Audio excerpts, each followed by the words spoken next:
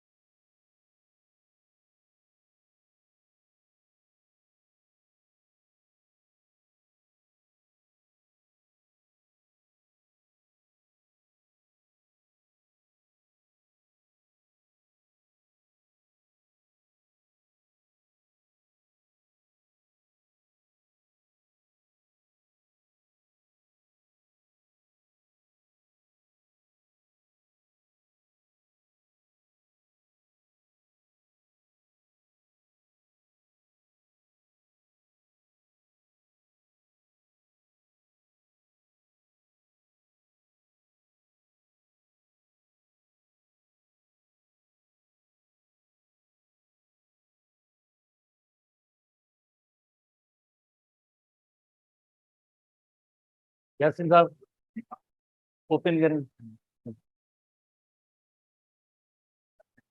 Good morning students. जैसे कि आपको बताया कि हम मसल कॉन्ट्रैक्शन की मैकेनिज्म को आई थिंक हमने डिस्कस कर लिया है। उसके बाद नेक्स्ट हेडिंग जो होगी हम उनको डिस्कस करने। मसल कॉन्ट्रैक्शन को थोड़ा सा एक बार फिर देखते हैं कि हाउ किस तरह से मसल कॉन्ट्रैक्शन की इवेंट्स होते हैं या वन बाय वन जो स्टेप्स होते हैं उनको हम देखते हैं। जैसे सबसे पहले स्केलेटल मसल की कॉन्ट्रैक्शन के लिए स्केलेटल मसल की कॉन्ट्रैक्शन के लिए नर्व सिग्नल और इम्पल्स का होना जरूरी होता है। जब तक स्केलेटल मसल के लिए सिग्नल और इम्पल्स सीएनएस से रिलीज नहीं होंगी, मसल कॉन्ट्रैक्शन नहीं होती है। तो सबसे पहला स्टेप जो स्केलेटल मसल की कॉन्ट्रैक्शन के लिए होता है वो है nerve impulse message signal. Then वो सिग्नल ट्रेवल करते हैं। पहले उनकी नेचर जो होती है आपको पता है इलेक्ट्रो होती है। देन वो सिग्नल जो है केमिकल सिग्नल में कन्वर्ट होते हैं। केमिकल का जनरल नेम होता है जैसे न्यूरोट्रांसमीटर, पर मसल कॉन्ट्रैक्शन के लिए जो केमिकल होगा उसका नेम होगा एसिटाइल कोलिन। उसके बाद जैसे सार्कोप्लाज्मिक रेटिक्यूलम, उसमें कैल्शियम आयंस रिलीज होंगे। कैल्शियम आयंस रिलीज होने के बाद यू नो वेरी वेल के ट्रोपोनिन के साथ बाइंड करते हैं। इतनी ज्यादा डिटेल में हम नहीं जाते, हमने पढ़ लिया है। ट्रोपोनिन के साथ बाइंड करने के बाद क्या होता है कि जो मायोसिन की बाइंडिंग साइट्स जो एक्टिन में है उन वो एक्सपोज हो जाती है। एक्सपोज होने के बाद मायोसिन का हेड जो होता है वो एक्टिन के साथ बाइंड करता है और एक क्रॉस ब्रिज बनती है। क्रॉस ब्रिज बनने के बाद जो एटीपी के पावर के जरिए उसकी जो स्लाइडिंग होगी थिन फिलामेंट्स की towards centre of the sarcomere towards M line, इस तरह से जो है कॉन्ट्रैक्शन होती है। और यू नो वेरी वेल कि इसका जो मसल का एक्सटेंट यानी कितनी साइज तक इसका जो कम या शार्ट हो सकता है, इस टीबी बुक के अंदर ये जो टर्म मौजूद है, इसकी फिगर मौजूद है 35%। ठीक है ना। इसी पेज पे जो अभी हमने इवेंट्स जो नोट किए हैं इसे कहते हैं sliding filament model of muscle contraction. ये सारी जो है sliding filament model of muscle contraction है जो EF हग्सले ने दिया, जिसमें क्रॉस ब्रिजेस का जिक्र है जैसे हमारे एसटीबी बुक में। बाकी नई चीज जैसे आप कहें वो कुछ भी नहीं है। सारी मैकेनिज्म जो मसल कॉन्ट्रैक्शन की है वही सारे जो इसमें इवेंट्स भी बताए। जस्ट क्रॉस ब्रिज का एक टर्म है कि हाउ किस तरह से क्रॉस ब्रिजेस बनती है। तो क्रॉस ब्रिज का मतलब होता है कि एक्टिन और मायोसिन फिलामेंट जब हुकअप होती है तो इस कंडीशन के लिए लफ्ज एक टेम्पररी या आर्जी तौर पे जो है जिसे एक्टिन और मायोसिन फिलामेंट आपस में हुकअप होती है, इसकी स्ट्रक्चर जो बनती है उसे हम कहते हैं क्रॉस ब्रिज कहते हैं। और यू नो वेरी वेल कि जब भी मसल कॉन्ट्रैक्ट हो जाती है उसके बाद क्रॉस ब्रिजेस ब्रेक होती है। जब एक बार जैसे कॉन्ट्रैक्ट हुई उसके बाद रिलैक्स भी होनी है तो क्रॉस ब्रिज ब्रेक होगी। कौन ब्रेक कराएगा? एटीपी जब एटीपी जब क्रॉस ब्रिजेस के साथ बाइंड होगा तो क्रॉस ब्रिजेस ब्रेक होगी और calcium ions they flow back into the sarcoplasmic reticulum. Calcium ions retrieve, flow back, regain, जो सार्कोप्लाज्मिक रेटिकुलम इनको रिगेन करता है, कैल्शियम आयन को वापस चले जाते हैं। ये एक नॉर्मल मैकेनिज्म होती है मसल कॉन्ट्रैक्शन की। ये सारे इवेंट्स होते हैं मसल कॉन्ट्रैक्शन के हवाले से नॉर्मल मैकेनिज्म है।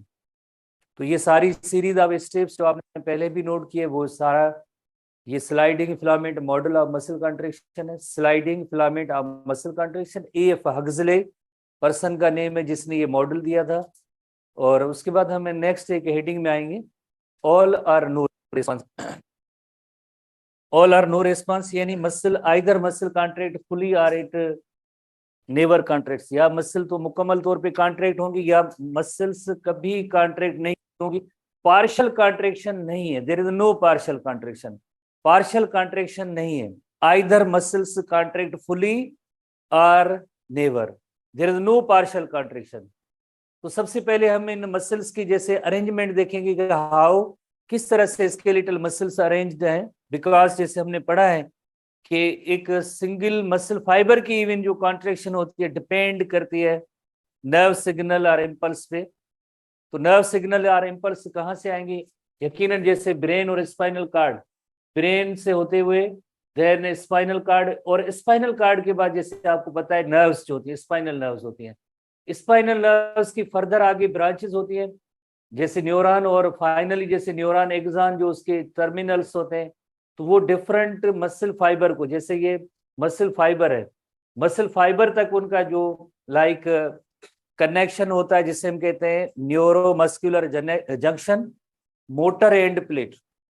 न्यूरोमस्कुलर जंक्शन के लिए शॉर्ट फॉर्म है NMI, neuromuscular, NMJ, neuromuscular junction.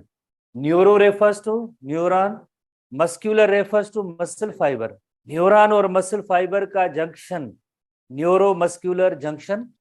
और यहाँ पे कौन सी लाइक चीज एक रिलीज होती है, केमिकल होता है जिसका नेम होता है न्यूरोट्रांसमीटर, जिसका नेम होता है मसल कॉन्ट्रैक्शन के लिए न्यूरोट्रांसमीटर का नेम होता है एसिटाइल कोलिन होता है। एसिटाइल कोलिन जो रिलीज होगा देन सार्कोप्लाज्मिक रेटिकुलम में से कैल्शियम आयंस रिलीज होंगे, और आगे फिनोमेना आपको पता है। पर हर एक मसल फाइबर तक इन न्यूरॉन की कोई ना कोई एक ब्रांच आती है, इन फाइबर्स तक ये जो ब्रेन का मैसेज था वो पहुंचता है। इस मैसेज के बगैर एक सिंगल स्केलेटल फाइबर जो होता है उसमें जो कॉन्ट्रैक्शन नहीं होती है, टोटली डिपेंडेंट है। हमारी स्केलेटल मसल टोटली डिपेंडेंट होती है ऐसे सिग्नल पे, इम्पल्स पे, मैसेजेस पे। जब तक इन फाइबर्स को कोई मैसेज नहीं मिलता है तो ये कॉन्ट्रैक्ट नहीं होते। जब तक इनको फाइबर्स को मैसेज नहीं मिलता है कॉन्ट्रैक्ट नहीं होते। पहले वो मैसेज किस फॉर्म में होता है? इलेक्ट्रो, और देन फाइनली वो किस में कन्वर्ट होगा? केमिकल। केमिकल का नेम न्यूरोट्रांसमीटर। पर मसल कॉन्ट्रैक्शन के लिए कौन सा neurotransmitter? Acetylcholine. Why? Because there are many types of neurotransmitter, हर एक का अलग रोल है। पर मसल कॉन्ट्रैक्शन के लिए जो न्यूरोट्रांसमीटर है उसका नेम होता है एसिटाइलकोलिन। वेरी इंपॉर्टेंट क्वेश्चन होगा जो आप आगे नोट भी करेंगे, ठीक है ना। तो इस तरह से आपने अरेंजमेंट देखी कि हर एक मसल फाइबर के साथ किसी ना किसी तरह से उस न्यूरॉन की जो एक ब्रांच होती है वो इसको कंट्रोल करता है। अब देखिए, एक जैसे न्यूरॉन, जैसे मोटर न्यूरॉन है, जैसे ये you know very well chapter 3 के अंदर आपने जो पढ़ा होगा, एक सेंसरी न्यूरॉन होते हैं, मोटर न्यूरॉन, इंटर न्यूरॉन। जो इफेक्टर ऑर्गन्स तक मैसेज लेके आते हैं उन्हें हम कहते हैं मोटर न्यूरॉन कहते हैं। ये मोटर न्यूरॉन, और इस मोटर न्यूरॉन की जो ब्रांचेस फर्दर आप देख रहे हैं, ब्रांचेस वो आगे किसको लाइक कंट्रोल कर रही हैं या इनरवेट या मैसेज दे रहे हैं? डिफरेंट मसल फाइबर को दे रहे हैं। एक मोटर न्यूरॉन और कितने जैसे मसल फाइबर को इनरवेट करा। जैसे एक ये मोटर न्यूरॉन था, इसकी ब्रांचेस जैसे इन दो मसल फाइबर को रेगुलेट कर रहे हैं, कंट्रोल कर रहे हैं, इनरवेट कर रहे हैं, अपना मैसेज इनको दे सकते हैं। इसी तरह से जैसे दूसरा, जैसे ये मोटर न्यूरॉन है, ये भी मोटर न्यूरॉन है, पर इसकी ब्रांचेस जैसे आप देखें तो डिफरेंट मसल फाइबर को इनरवेट कर रहे हैं या कंट्रोल कर रहे हैं। फॉर एग्जाम्पल, अगर हमें जैसे जस्ट वेरी स्लो पेस में या कोई भी चीज जो है उसमें कॉन्ट्रैक्शन हमें स्लो रखनी है, तो मैसेज यानी डिसाइड कहाँ भी हुआ? ब्रेन भी हुआ कि भाई ये कॉन्ट्रैक्शन वेरी स्लो रखनी है। तो उस वक्त मोटर यूनिट जो होते हैं, अब हम देखेंगे what is motor unit. Motor unit का मतलब होता है कि एक न्यूरॉन और उसकी जो ब्रांचेस जिन मसल फाइबर को इनरवेट करती हैं, तो उन्हें हम कहते हैं मोटर यूनिट कहते हैं, that is called motor unit. तो एक मोटर यूनिट के अंदर क्या होता है, एक जैसे मोटर न्यूरॉन और उसकी जो ब्रांचेस फर्दर जैसे फाइबर को कंट्रोल कर रही हैं, मसल फाइबर को, इसे हम कहते हैं मोटर यूनिट। तो डिपेंड करता है, अगर एक मोटर यूनिट जैसे एक्टिवेट होगा तो लोअर डिग्री की जैसे कॉन्ट्रेक्शन होगी, because muscle fibre come contract होंगे, कमांड या सिग्नल या मैसेज आता है वो कम फाइबर्स तक जाता है, तो इस वजह से यकीनन उसमें पावर कम होता है। जैसे आप सब लोग क्रिकेट जैसे देखते हैं, खेलते भी हैं, जैसे जस्ट आपने देखा होगा कोई फील्डर होता है, जिससे बॉलर को बॉल देता है कि आप बॉल कराएं तो वेरी स्लो देता है। तो उस वक्त यानी आपने डिसाइड कर लिया ना कि कोई ऐसी सिचुएशन नहीं है कि तेज बॉल देना है, कुछ भी नहीं करना है, तो जस्ट आप उसको स्लो बॉल दे देते हैं। हाथ तो वही आपका सेम है, आर्म वही सेम है, मसल भी इसके अंदर वही सेम है, ब्रेन भी आपका सेम है, पर आपने डिसाइड किया है कि इसको जो वेरी स्लो बॉल देना है, तो उस वक्त यानी क्या होगा, जस्ट एक कोई मोटर यूनिट एक्टिवेट होगा, तो इस वजह से आपने जो वेरी स्लो बॉल दिया। पर जैसे आप देखिए एक और सिचुएशन, जब आपको किसी को रन आउट करना होता है, वही आपका हाथ होता है, वही आपकी मसल है, वही आपका ब्रेन है, पर आप कितनी कुव्वत से ताकत से जैसे वो तेज फेंकते हैं। तो उसका रीजन क्या होता है, उसका रीजन ये होता है कि जितने भी ऐसे जो मोटर यूनिट्स होते हैं, जितने भी ऐसे मोटर यूनिट्स होते हैं वो सब एक्टिवेट होते हैं, सब एक्टिवेट होते हैं, तो जितने भी मसल के अंदर जितने भी फाइबर्स होंगे वो सब कॉन्ट्रैक्ट होंगे, एक पावरफुल कॉन्ट्रेक्शन पैदा होती है। तो इससे हमने ये सीखा कि जैसे ये डिपेंड करता है जो फोर्सफुल और पावरफुल कॉन्ट्रेक्शन, कि how many motor units are activating, कितने मोटर यूनिट एक्टिवेट हो रहे हैं, वो डिसाइड करेंगे आप कि लाइक आपको जो है कॉन्ट्रेक्शन पावरफुल रखनी है या स्लो रखनी है। ठीक है, जैसे छोटे बच्चों को जैसे हम जैसे अफेक्शन के हवाले से ऐसे छोटी थपकी भी देते हैं, और कभी कभार जैसे उसको जोर से भी मार लेते हैं, हाथ तो आपका वही सेम है। तो वाई डिपेंड किस पे करता है, ये डिपेंड करता है कि आपने जैसे डिसाइड किया है कि लाइक जैसे how many motor units are activating. Just इसके अंदर आपको जस्ट मोटर यूनिट की एक डेफिनेशन है, वो आपने याद करनी है। नंबर 2 की पावर जिस तरह से ज्यादा क्यों पैदा होती है, तो डिपेंड करता है मोटर यूनिट कितने कॉन्ट्रैक्ट हो रहे हैं। तो होपफुली आपने इसको गेन किया होगा। एसटीबी की कुछ चंद एक पॉइंट्स हैं जिनको हम देखते हैं कि once the impulse reaches a muscle fibre, जैसे एक बार जैसे इम्पल्स और सिग्नल मसल फाइबर तक पहुंचता है, there is all or no response. All or no response का मतलब होता है कि आइदर मसल कॉन्ट्रैक्ट फुली, या तो मुकम्मल तौर पे मसल कॉन्ट्रैक्ट होगी, या कभी भी नहीं होगी, या नेवर और नेवर डज नॉट कॉन्ट्रैक्ट, यानी डजन कॉन्ट्रैक्शन नहीं हुई, या मसल कॉन्ट्रैक्ट फुली होगी या नहीं होगी। There is no partial contraction, थोड़ी बहुत लिटिल बिट कॉन्ट्रैक्शन नहीं है। जैसे हमारे जहन में है कि जैसे हम अब स्लो जैसे जैसे कोई बीट कर रहे हैं तो या स्लो बॉल दे रहे हैं तो partial contraction, there is no partial contraction. तो ग्रेटर और लेसर की कॉन्ट्रैक्शन क्यों होती है, या फोर्सफुल इतनी ज्यादा कॉन्ट्रैक्शन क्यों होती है, उसका रीजन क्या है? उसका जवाब है कि how many motor units are contracting, कितने मोटर यूनिट कॉन्ट्रैक्ट हो रहे हैं। तो मोटर यूनिट को हम कैसे डिफाइन कर सकते हैं, what is motor unit? Next हमारे बुक में एसटीबी में जैसे डेफिनेशन है, what is motor unit? Set of all the muscle fibres, जैसे ये set of all the muscle fibres innervated by the branch of single neuron, innervated by the branch of single neuron, this is called as motor unit, हम इसे कहेंगे। और एक muscle के अंदर जैसे बहुत ही ज्यादा मोटर यूनिट्स हो सकते हैं, एक मसल को कंट्रोल करने के लिए muscle fibre is made up of motor unit, many motor units, काफी मोटर यूनिट्स के बने हुए। डिपेंड अब करता है कि कॉन्ट्रैक्शन फुल रखनी है या स्लो रखनी है, ये डिपेंड करता है। पर एक मसल के अंदर बहुत ही ज्यादा जो है लाइक जैसे मोटर यूनिट्स होते हैं, मोटर यूनिट्स होते हैं। ठीक है, उसे हम कहते हैं all or no response. All or no response एक और जैसे हम इलस्ट्रेशन देखते हैं जिसके जरिए आप यकीनन समझ पाएंगे। जैसे ब्रेन हुआ, स्पाइनल कार्ड हुआ, ब्रेन और स्पाइनल कार्ड से देन मैसेज जैसे आपको पता है मोटर न्यूरॉन के जरिए, मोटर न्यूरॉन के जरिए कहाँ तक जाएगा, ये जितने भी जैसे मसल फाइबर्स है वहां तक जाएगा। तो जैसे अगर एक जैसे मोटर न्यूरॉन और कितने मसल फाइबर को इनर्वेट कर रहा है, तो ये आपस में मिलकर क्या बनाएंगे, एक मोटर यूनिट बनाएंगे। इसी तरह से ये मोटर यूनिट नंबर 2, तो ये मोटर न्यूरॉन और ये कितने जैसे मसल फाइबर को इनर्वेट कर रहा है, जहाँ पे जो न्यूरो मस्कुलर जंक्शन या मोटर एंड प्लेट बन रही है, हमें नजर आ रहा है कि जैसे ये मोटर यूनिट 2 इस मसल फाइबर को भी इनर्वेट कर रहा है, इसको कर रहा है इनर्वेट, इसको भी कर रहा है। तो इस तरह से ये डिपेंड करता है कि how many motor units are contracting. जो पावरफुल कॉन्ट्रैक्शन होती है वो डिपेंड करती है कि कितने मोटर यूनिट जो है कॉन्ट्रैक्ट हो रहे हैं। ठीक है, उसके बाद एक नेक्स्ट हेडिंग में आएंगे हमारे जो बुक के हवाले से अगर हम देखें, प्रीवियस हमने जो डिस्कस किया था मसल कॉन्ट्रैक्शन, उसके साथ कंटिन्यू है मसल फटीग। एक टॉपिक है, हेडिंग है जो हमें डिस्कस करना है, मसल फटीग।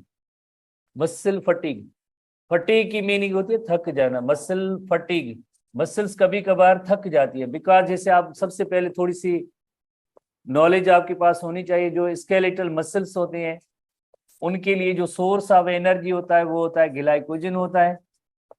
ग्लाइकोजन मसल्स के अंदर स्टोर होती है। जैसे ग्लाइकोजन आपको पता है कि ग्लूकोज में कन्वर्ट होता है, और देन जो है ग्लूकोज की ऑक्सीडेशन होती है, कंप्लीट और इनकम्प्लीट ऑक्सीडेशन, जिसे हम कहते हैं जैसे उसके अंदर एक एरोबिक रेस्पिरेशन और एनएरोबिक रेस्पिरेशन। एनएरोबिक रेस्पिरेशन के जरिए एटीपी जो है बन सकते हैं। ग्लूकोज से फाइनली जो एटीपी जनरेट होंगे एरोबिक या एनएरोबिक रेस्पिरेशन के जरिए। Anaerobic respiration is also called as fermentation. Anaerobic respiration को फर्मेंटेशन कहते हैं। Aero refers to air or in the presence of oxygen, जो रेस्पिरेशन होती है।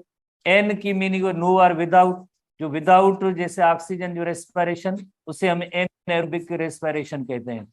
तो you know very well, aerobic respiration की जो एंड प्रोडक्ट्स होती हैं वो कार्बन डाइऑक्साइड एंड वाटर होती है, ये इनकी एंड प्रोडक्ट है। और यू नो वेरी वेल के एनएरोबिक या फर्मेंटेशन की जो एंड प्रोडक्ट मसल्स के अंदर होती है वो लैक्टिक एसिड होती है।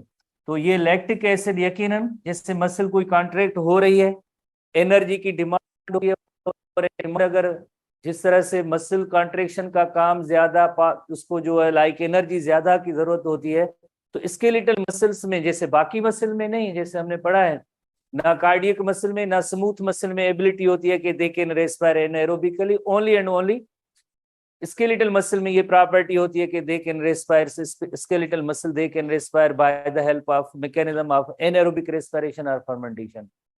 Skeletal muscle, only skeletal muscle में एनाएरोबिक रेस्पिरेशन प्रॉपर्टी होती है। स्केलेटल मसल में, skeletal muscle they can respire anaerobically, ये एनाएरोबिकली रेस्पिरेशन कर सकते हैं। पर एक सिचुएशन ये डेवलप हुई, कॉन्ट्रैक्शन तो होगी थोड़ी देर के लिए, पर ये लैक्टिक एसिड अगर अक्यूमुलेट हो जाए, अगर ये लैक्टिक एसिड अक्यूमुलेट हो जाए हाई कंसंट्रेशन के अंदर, मसल के अंदर जो अक्यूमुलेट और स्टोर और जमा हो जाए, मसल्स के अंदर जमा हो जाए, तो इस कंडीशन को हम कहते हैं मसल फटीग कहते हैं।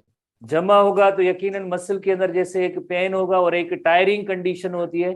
पेन और टायरिंग कंडीशन जब होती है, इस कंडीशन को हम कहते हैं मसल फटीग। और फर्दर जो है मसल के अंदर जैसे कॉन्ट्रैक्शन रिलैक्सेशन की एबिलिटी थोड़ी देर के लिए जैसे वो कम हो जाती है या स्टॉप हो जाती है, बिकॉज बॉडी उस मसल के अंदर पेन और टायरिंग कंडीशन डेवलप होती है। This is called as muscle fatigue.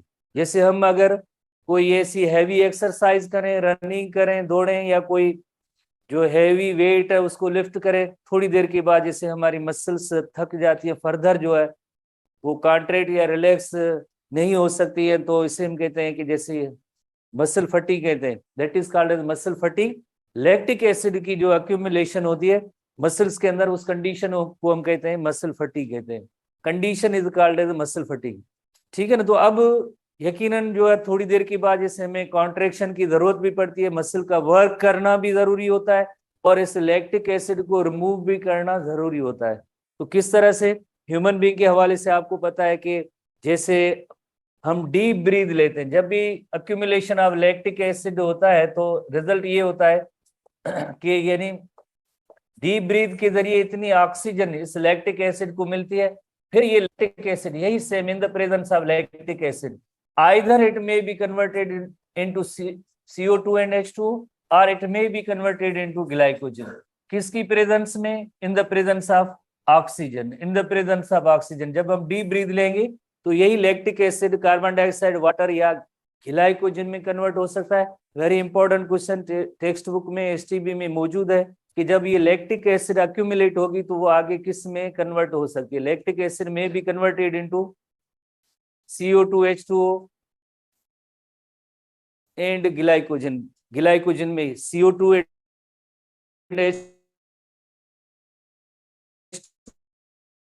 To and glycogen दो था। इसे कहते हैं oxygen depth, the amount of oxygen needed to remove the lactic acid, the amount of oxygen needed to remove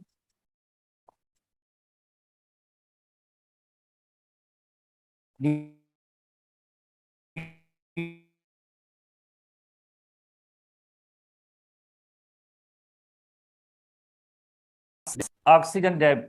और जितना ज्यादा जैसे लैक्टिक एसिड मसल्स के अंदर होगा तो उतनी ग्रेटर कंसंट्रेशन ऑफ ऑक्सीजन की जरूरत होती है। तो उसे आखिरी जैसे लाइन के अंदर एक दो के अंदर आप थोड़ा सा सिचुएशन बताए इस हवाले से कि अगर लैक्टिक एसिड की कंसंट्रेशन ज्यादा है, लैक्टिक एसिड की कंसंट्रेशन अगर ज्यादा है तो यकीनन ऑक्सीजन की अमाउंट की भी इतनी ज्यादा जरूरत पड़ेगी ताकि जो है इस लैक्टिक एसिड को रिमूव किया जाए। Greater the concentration of lactic acid, large quantity of oxygen is needed, greater amount of oxygen depth is necessary to remove the lactic acid। Simple सा क्वेश्चन है, सिंपल सा क्वेश्चन। तो hopefully आपने इसको gain किया होगा। सिचुएशन है थोड़ी सी, और उसके बाद जैसे accumulation of lactic acid in the muscle is called as muscle fatigue. ठीक है, कोई इतनी जैसे बड़ी बिग पॉइंट्स नहीं है। मसल फटीग जैसे सोर्स ऑफ जैसे हम कहेंगे एनर्जी का जो मसल्स के लिए है वो ग्लाइकोजन है। और यूनोवेरिएबल के ग्लाइकोजन पहले किस में कन्वर्ट होगी? ग्लूकोज में। और ग्लूकोज की जैसे देन जो ऑक्सीडेशन होगी कंप्लीट और इनकम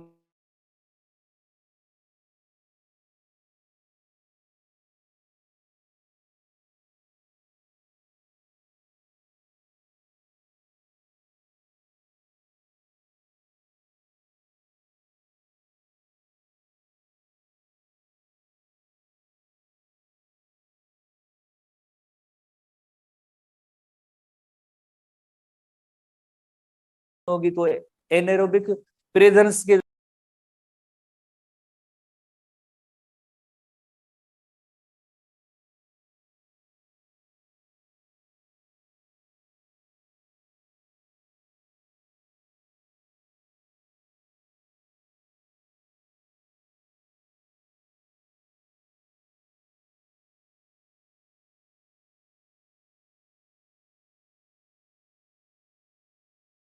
मसल फटीग कहेंगे। This is called as muscle fatigue. Very simple सी पॉइंट्स है, आप एक पॉइंट को दूसरी पॉइंट्स के रिलेट करते जाएंगे, यकीनन आपको समझ भी चीजें आती जाएंगी और याद भी होती जाएंगी। उसके बाद जैसे इस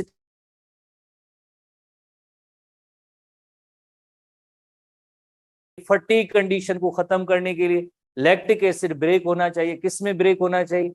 either water and carbon dioxide और ग्लाइकोजन में कन्वर्ट हो। तो इस वक्त किस चीज की जरूरत होती है? यकीनन अमाउंट ऑफ ऑक्सीजन की जरूरत होती है। किसके लिए? ताकि ये लैक्टिक एसिड रिमूव किया जाए। तो इस अमाउंट ऑफ ऑक्सीजन को हम कहते हैं ऑक्सीजन डेप्थ कहते हैं। आखिरी लाइन जैसे द मोर लैक्टिक एसिड, अगर लैक्टिक एसिड मसल के अंदर ज्यादा है, ग्रेटर इज ऑक्सीजन, सिंपली। ठीक है, उसके बाद नेक्स्ट एक अनदर टॉपिक में आते हैं, एबनॉर्मल मसल कंट्रैक्शन। जैसे आप देखें, दोबारा से रिवाइज करें, नॉर्मल मसल कंट्रैक्शन के लिए क्या जरूरी है? What is necessary for the normal condition? Normal muscle contraction के लिए क्या जरूरी है? सेंटर दे जो सर दवा रुख दंगरो।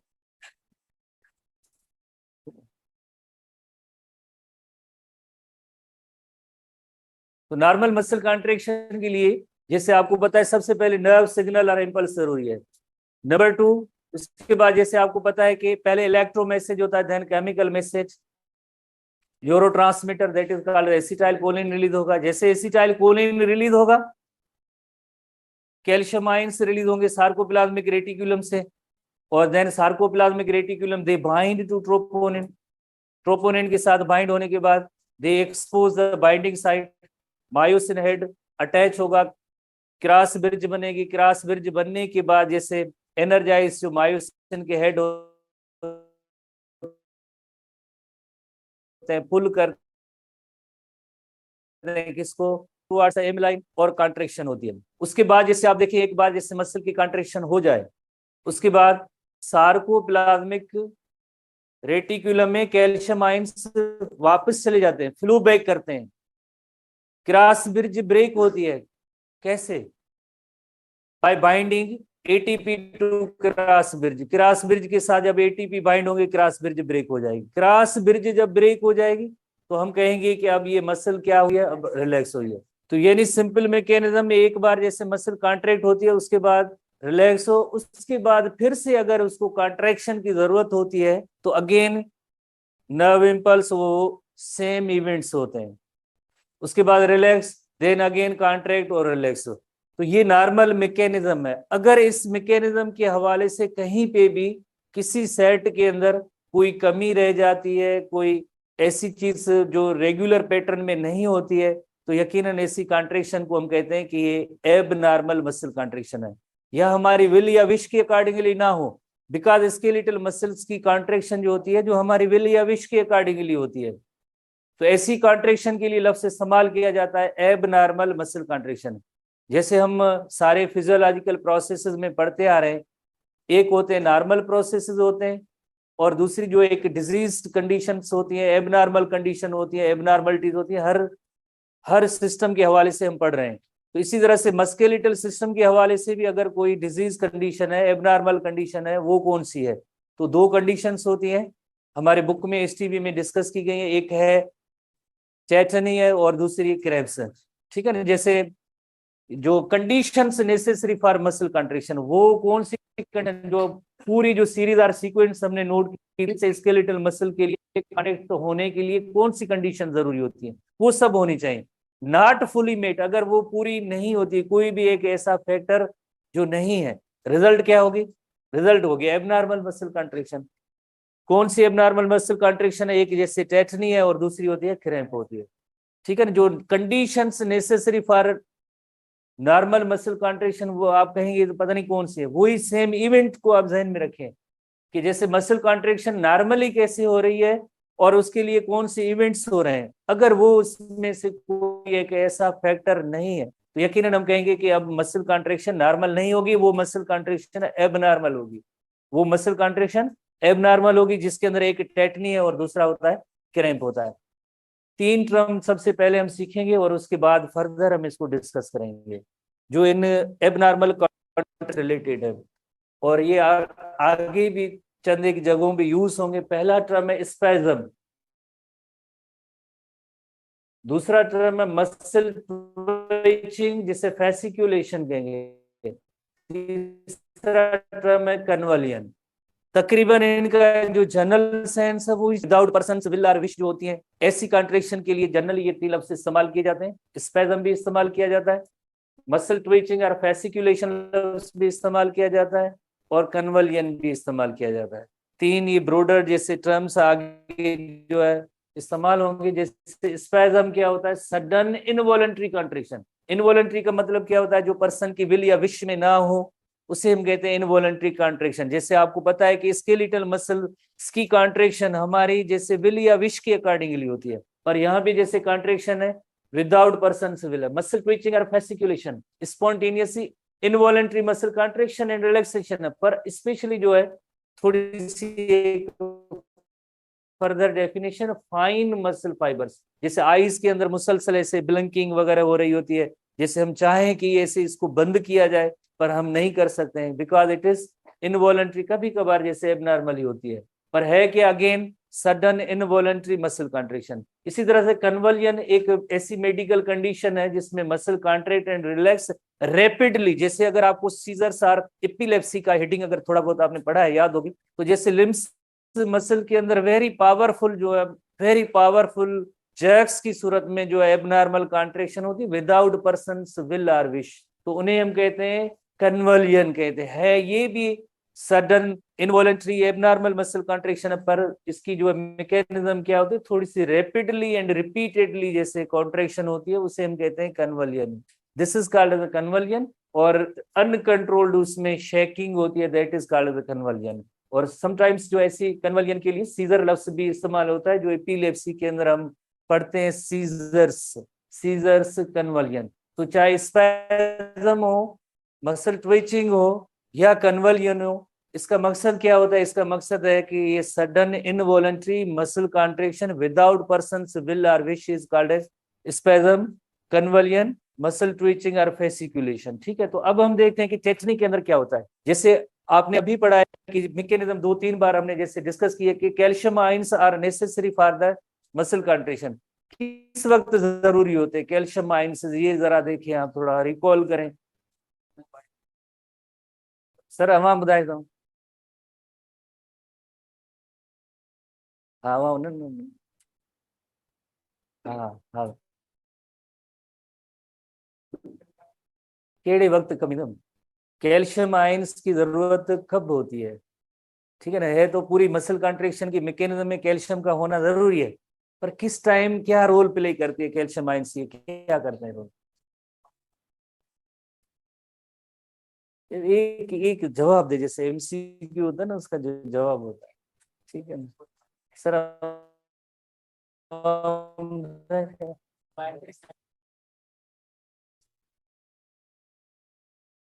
दे expose the binding side, troponin के साथ जब बाइंड करें मैं अंदर भी उदाहरण ट्रोपोनिन, ये हम प्यालू लफ्ज याद करेगा विसरे ठीक है ना। They expose the binding site, cross bridge बाद में बनेगी, अदरवाइज नहीं बनेगी। तो बहरहाल एक टेटनी की डेफिनेशन है, पहले sudden involuntary contraction of the striated muscle, क्या है स्ट्राइटेड और स्केलेटल मसल का क्यों होती है, इसका एक रीजन हमारे STP low level of calcium ion. जैसे आप देखिए कभी कभार कैल्शियम आयन जो कैल्शियम लेवल है वो कम होती है, कभी कभार हो सकती है डाइट की वजह से, या कोई और रीजन भी हो सकता है। कैल्शियम जैसे यकीनन जो एक्सटर्नल फैक्टर्स हैं हमेशा वो सेम सिमिलर नहीं रहते हैं, कभी किन आयंस की जो कमी हो जाती है, कभी एक्सेस हो जाती है, पर बॉडी के अंदर अगेन एक होम्योस्टेटिक मैकेनिज्म है। यू नो वेरी वेल कि अगर कैल्शियम आयंस की कमी हो जाती है तो हमारी बॉडी के अंदर कौन सी होम्योस्टेटिक मैकेनिज्म है, याद है किसी स्टूडेंट को। अगर कैल्शियम लेवल कम हो जाए तो क्या हो सकता है।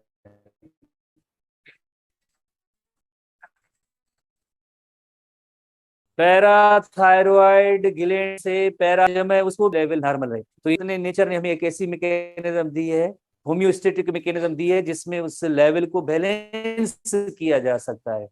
तो बहरहाल किसी रीजन की वजह से अगर लो लेवल ऑफ कैल्शियम होती है ना, जैसे ही बॉडी के अंदर लो लेवल ऑफ कैल्शियम होगी, नेचुरली आपकी विल या विश के बगैर न्यूरॉन में से सिग्नल और इंपल्स जनरेट हो जाएंगे। एक फिजियोलॉजिकल कंडीशन है, जैसे लो level of calcium in blood होगी, आपकी विल या विश के अकॉर्डिंगली सिग्नल्स जनरेट हो जाएंगे, किसके लिए, फॉर मसल कॉन्ट्रेक्शन। आपकी चॉइस ही नहीं है, आपको पता ही नहीं है क्या हो रहा, जस्ट एक बात हुई थी, लो level of calcium in the blood और सिग्नल और इंपल्स जनरेट हो गए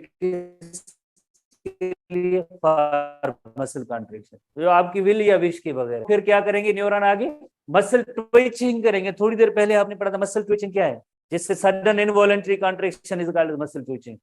कैसे, rapidly even before actin and myosin filaments of muscle fibre had chance to return there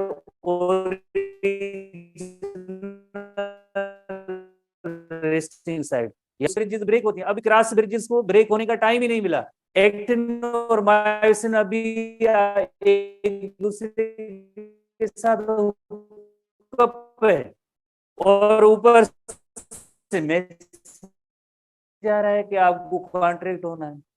तो यानी मसल मुसलसल एक कण मिल रहा है, आपकी चॉइस से नहीं हुए। क्यों सिग्नल जनरेट हुए, because low level of calcium की वजह से खुद।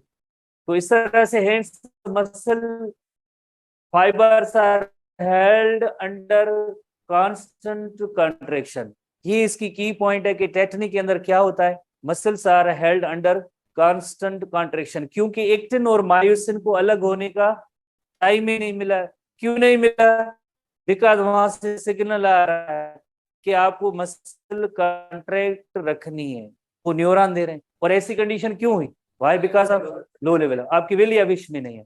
सो because of high level of stimulation, high level of stimulation का मतलब क्या होता है कि यानी सिग्नल और मैसेजेस वो आ रहे हैं कि आपको मसल को कॉन्ट्रैक्ट रखनी है, वही high level of stimulation. Calcium ions are not removed from sarcoplasm.